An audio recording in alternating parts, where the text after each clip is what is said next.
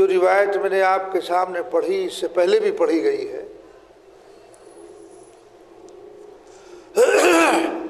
اللہ کے رسول صلی اللہ علیہ وسلم نے ارشاد فرمایا، مومن کامل وہ ہے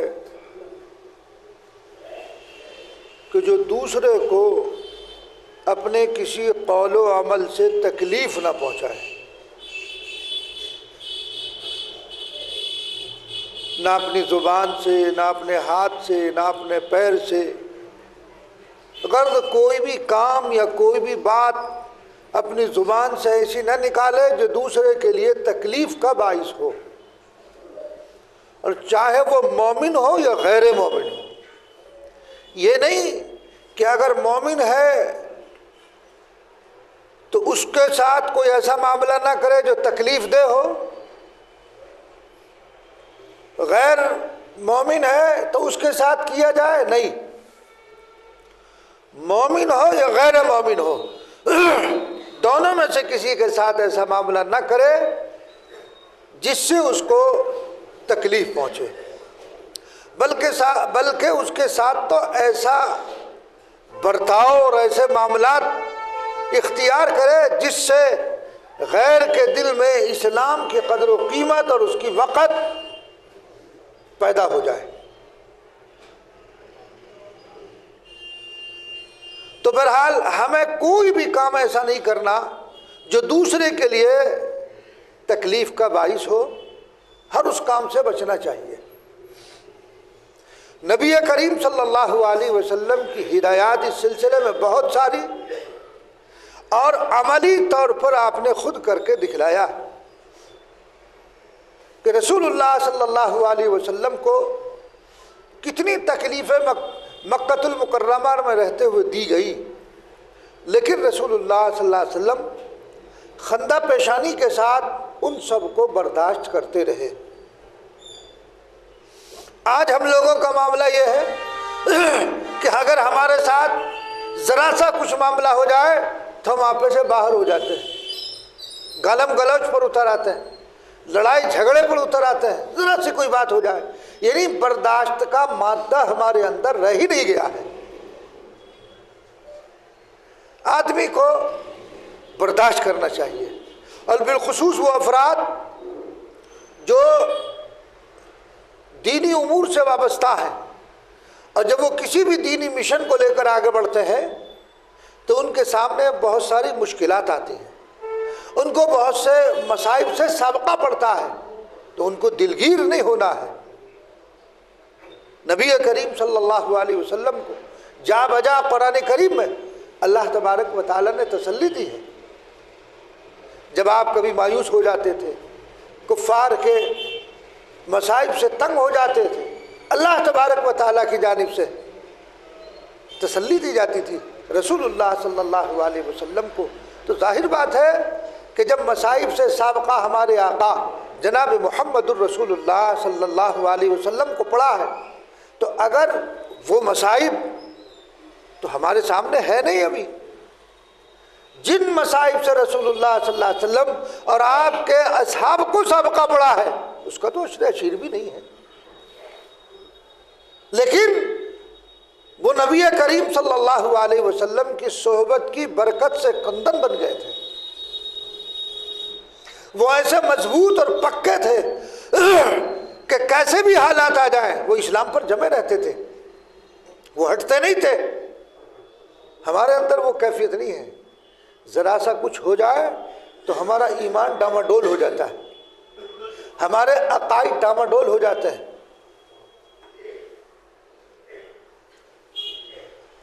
آپ دیکھ لیجئے، اخبارات میں روز دیکھتے ہوں گے، میڈیا پر آ جاتا، یہ جو سیاسی ہمارے رہنما جو کہلاتے ہیں، کہیں سندور لگا لیں گے، کہیں ہاتھ جوڑ کے کھڑے ہو جائیں گے کسی مورتی کے سامنے۔ کیوں آخر؟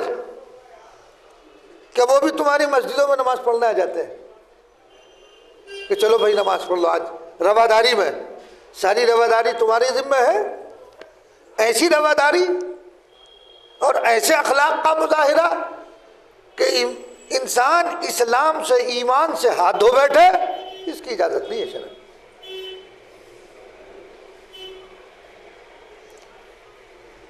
صحابہ کرام رضی اللہ تعالیٰ اجمعین کی تاریخ کو پڑھو، مطالعہ کرو۔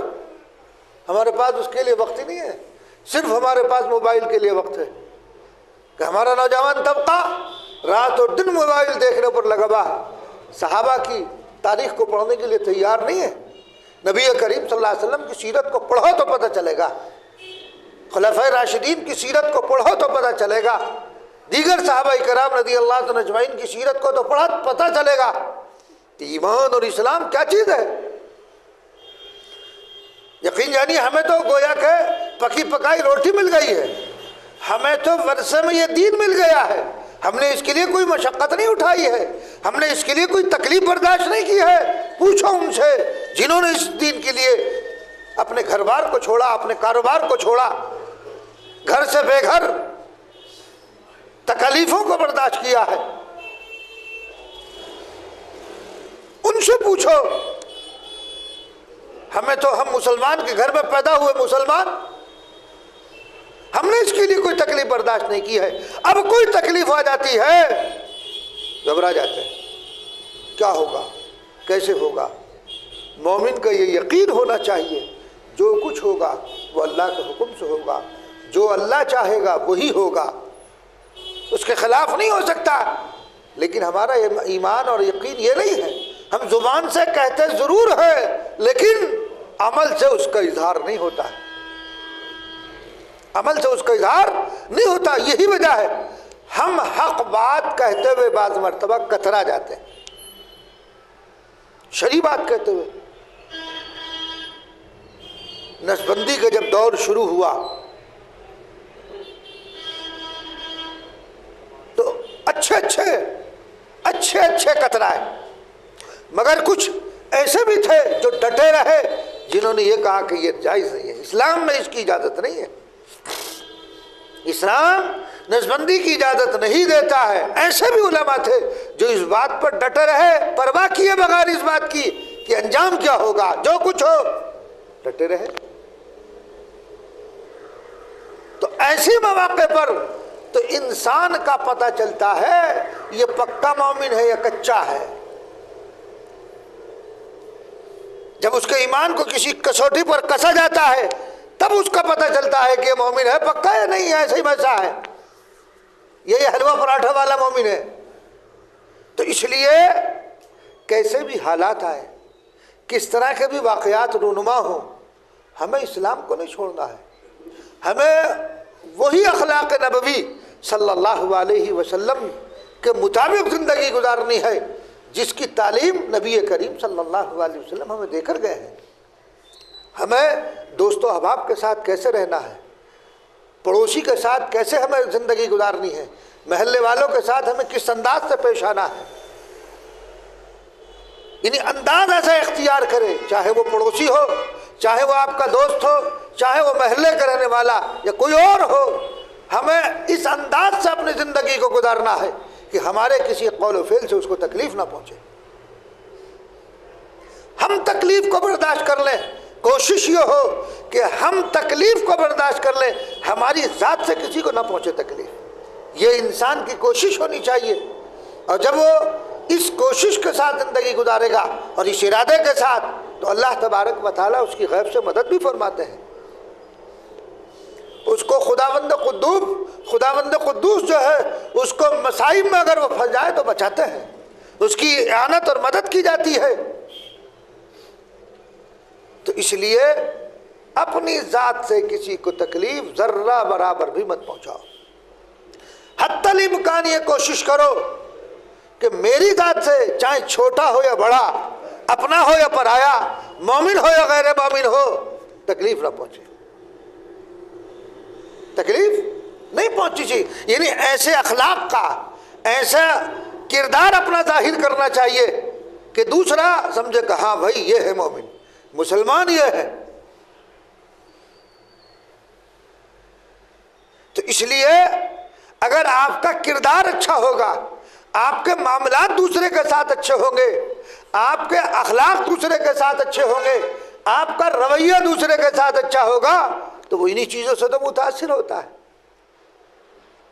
یہ نہیں کہ صرف ہم نے مسلمان ہیں اور اسلامی نام رکھ لیا اور کپڑے پہن لیے، ہمارے اعمال گندے، ہماری معاشرت گندی، ہماری گفتگو گندی، ہمارے اخلاق انتہائی برے، تو ایسی صورت میں تو وہ تو اسلام کو بدنام کرنے والا ہے، وہ اسلام کی ترقی اور اس کی بڑھوتری کا ذریعہ نہیں، وہ تو اسلام کو بدنام کر رہا اپنے عمل سے۔ تو ایسا بنو کہ دوسرا جب تمہارے اعمال اور اخلاق اور گفتگو کو سنے اور اخلاق کو دیکھے تو متاثر ہو کہ ہاں یہ ہے اسلام، حقیقی اسلام یہ ہے۔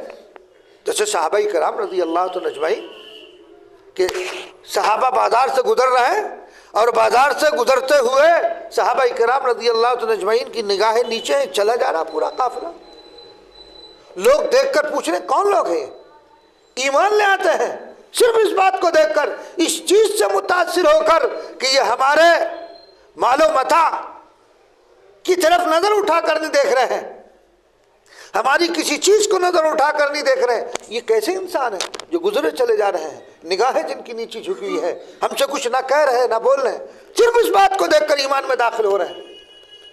اور آج کا مومن ذرا سی کوئی بات ہو جائے، سڑک پر ذرا سی کوئی بات ہو جائے، وہ گالم گلوچ ہوگی، وہ گالم گلوچ ہوگی کہ آپ اندازہ بھی نہیں کر سکتے ہیں۔ آپس میں وہ گالم گلوچ، ذرا سی کچھ بات ہو جائے، وہ ادھر سے گالی، وہ ادھر سے گالی، ہوتا کچھ نہیں۔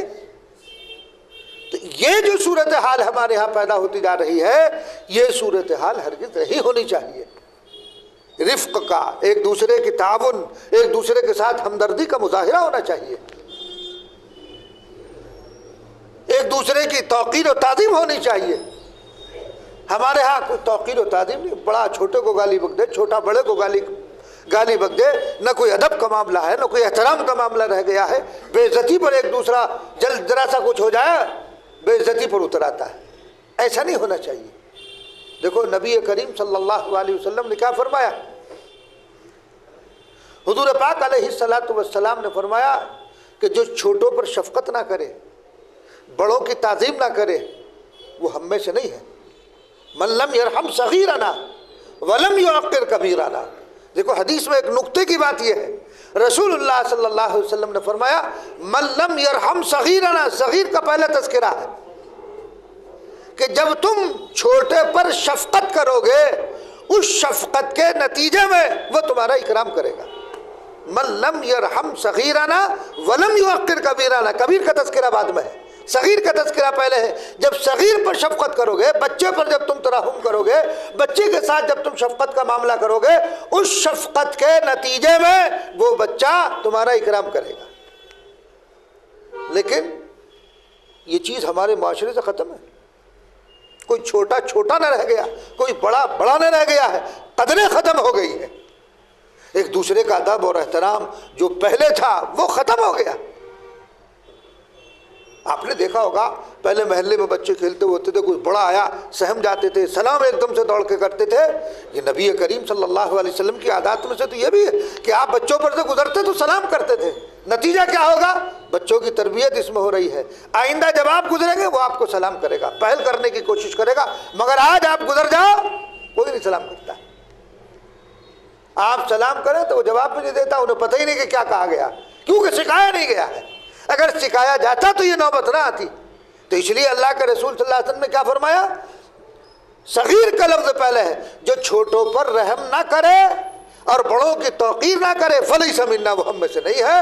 تو اس لیے پہلے چھوٹوں پر شفقت کرو، اس شفقت کے نتیجے میں وہ تمہاری توقیر کرے گا، تمہارا اکرام کرے گا، تمہارا اعزاز کرے گا۔ مگر ہم لوگ بچپن سے تربیت ایسی کرتے ہیں، اس کو گالیاں سکھائی جا رہی ہیں، سامنے گالی بک رہا، اگر باپ اس کی اصلاح نہیں کر رہا، باپ اس کو ڈانٹ نہیں رہا تو وہ کیا سمجھے گا یہ کوئی اچھا عمل ہے جو میں کر رہا ہوں، تبھی تو باپ کچھ نہیں کر رہا ہے۔ اگر آپ اسی وقت سے اس کو ڈانٹتے، اس کی تربیت کرتے تو وہ اس تربیت پر اٹھتا کہ کل چل کر وہ آپ کا اکرام اور اعزاز کرتا، اور جب آپ نے اس کو اسی طرح آپ ہنستے رہے، وہ گالی دے رہا اور آپ ہنس رہے تو اس کی حوصلہ افزائی، اس کی عزت افزائی کر رہے ہیں، تو وہ کیا کرے گا آگے چل کر؟ وہ آگے چل کے آپ کو گالیاں بکے گا۔ خود سہارنپور کا واقعہ میں نے آپ کو پہلے بھی سنایا تھا، گوٹے شاہ کی چنگی پہ ایک شخص تھا، وہ دبئی رہتا تھا، باپ بیٹا ہی تھا، چھوٹا سا تھا، اور دادا اس کی پرورش کرتا تھا۔ تو وہ جو پوتا تھا وہ باہر جاتا تھا، بچوں سے گالیاں گالم گلوچ کر کے آتا تھا، وہ کہتا تھا دادا جان مجھے فلاں گالی دے رہا کہ جا تو بھی گالی دے جا کے، میں دیکھوں گا۔ نتیجہ کیا ہوا؟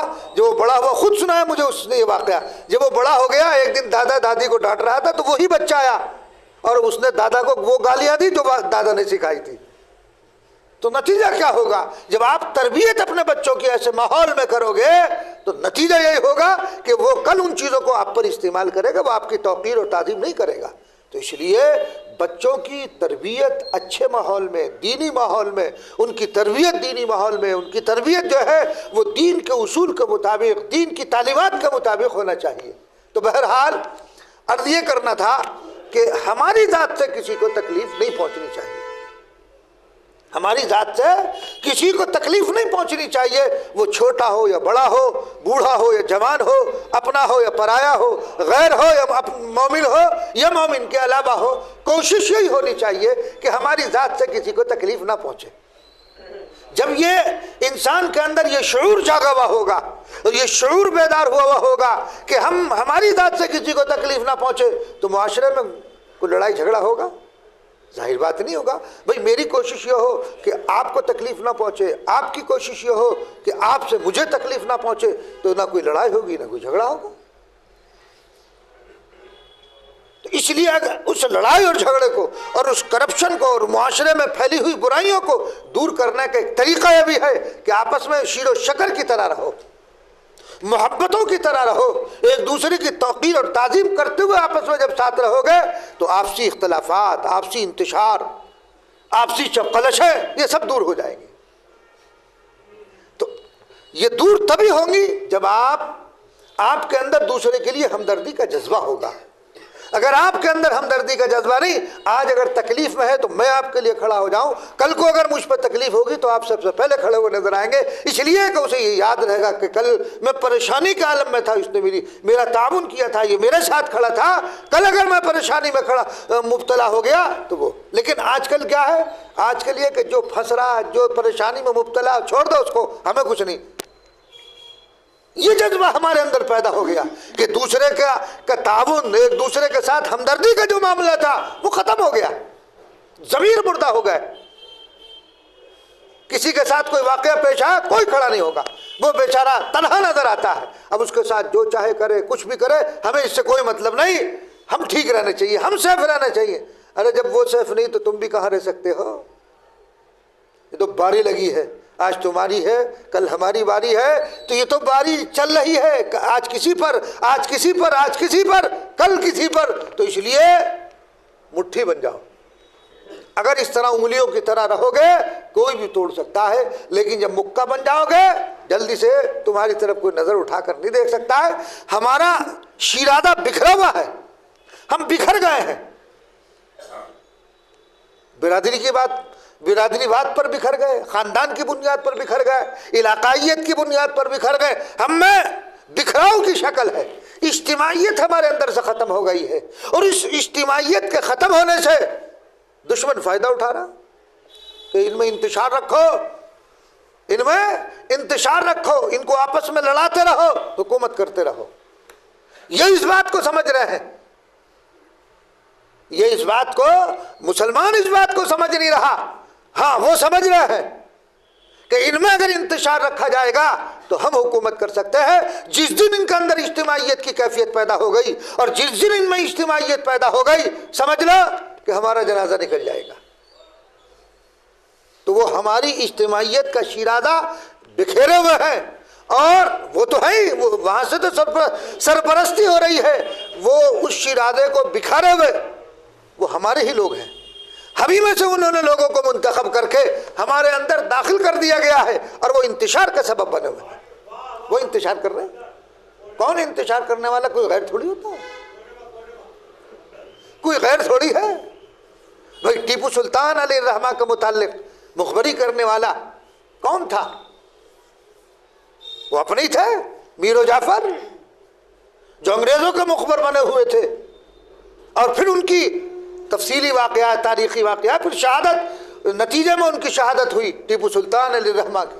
بڑا بہترین انسان، تہجد گزار۔ تو کون تھا اس میں؟ یہ اپنے لوگ تھے، لیکن نتیجہ کیا ہوا؟ نتیجہ یہ ہوا کہ انگریزوں نے ان کو بھی مار دیا تھا کہ جو اپنوں کا نہ ہوا وہ ہمارا کیسے ہو سکتا ہے، جو اپنوں کا نہ ہوا وہ ہمارا کیسے ہو سکتا ہے۔ اور حقیقت ہے ایسے آدمی کا انجام ایسے ہی ہوا کرتا ہے جو دو رخی پالیسی اختیار کرتا ہے۔ جس دن اس کی وہ دو رخی پالیسی ظاہر ہو جاتی ہے پھر وہ رسوا اور ذلیل ہو کر اسے جو ہے معاشرہ دھتکار دیتا ہے۔ تو اس لیے ہمیں چاہیے کہ ہم متحد ہو کر رہے، ہماری صفوں میں اتحاد رہے، ایک دوسرے کا ادب احترام و تعظیم رہنی چاہیے، ایک دوسرے کی توقیر ہو۔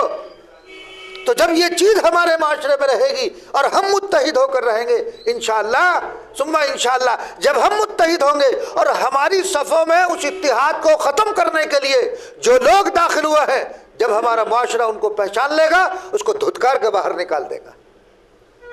تو اس لیے ایسے افراد خریدے جاتے ہیں، خرید لیے جاتے ہیں کہ تم جا کر کے معاشرے میں بے چینی پھیلاؤ، تم جا کر انتشاری صورت پیدا کرو، اختلافی صورتیں پیدا کر دو تاکہ اجتماعیت باقی نہ رہ پائے۔ اور جب اجتماعیت باقی نہیں رہے گی ظاہر بات ہے پھر وہی ہوگا جو ہو رہا ہے اس وقت۔ تو اس لیے اپنے اندر اتحاد اور اجتماعیت پیدا کرو، ایک دوسرے کی توقیر اور تعظیم، ایک دوسرے کو تکلیف سے بچانے کی کوشش، جب ہم یہ کریں گے انشاءاللہ